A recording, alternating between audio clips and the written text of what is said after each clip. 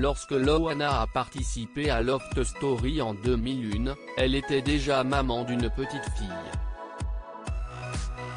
Un enfant qu'elle n'a pu voir grandir.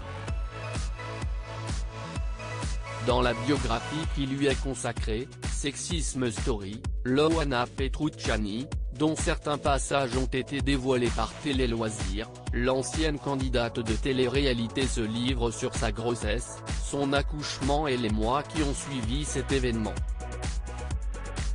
Face à l'auteur et journaliste Paul Sanfrouche, elle raconte être tombée enceinte à l'âge de 19 ans. Non pas de son compagnon de l'époque mais du meilleur ami de ce dernier. L'horreur, dit-elle.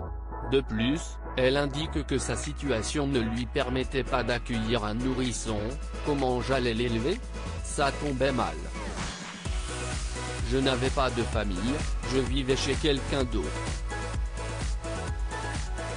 C'était pas possible pour moi.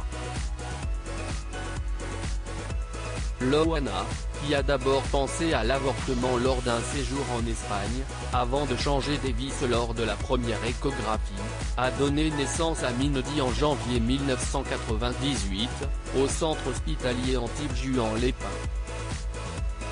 Mais celle qui travaillait de nuit a ensuite décidé de la faire adopter. L'enfant a d'abord été placé en pouponnière, puis dans une famille d'accueil, où la jeune maman avait un droit de visite. Durant ses premiers mois, elle a fait croire au père de sa fille que cette dernière était décédée de la mort subite du nourrisson.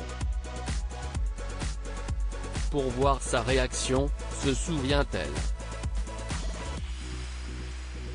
La vérité a éclaté lorsque Loana est devenue célèbre, il a appris, dans la presse, que sa fille était encore vivante. Loana n'a plus de contact avec sa fille quand le père de Mindy a appris qu'elle était encore vivante, il a d'abord eu le droit de lui rendre visite avant d'obtenir sa garde. Loana de son côté, a gardé ses distances. Je suis resté complètement borné sur le fait que je n'avais pas le droit. Peut-être qu'à ce moment-là, j'aurais dû le faire et enclencher quelque chose. Après, les années sont passées. Je savais qu'il avait rencontré une femme, que c'était une bonne belle-mère. Ils avaient créé une vraie famille autour d'elle, raconte-t-elle. Aujourd'hui, l'ancienne lofteuse et sa fille, qui est à son tour devenue mère, seraient toujours en froid.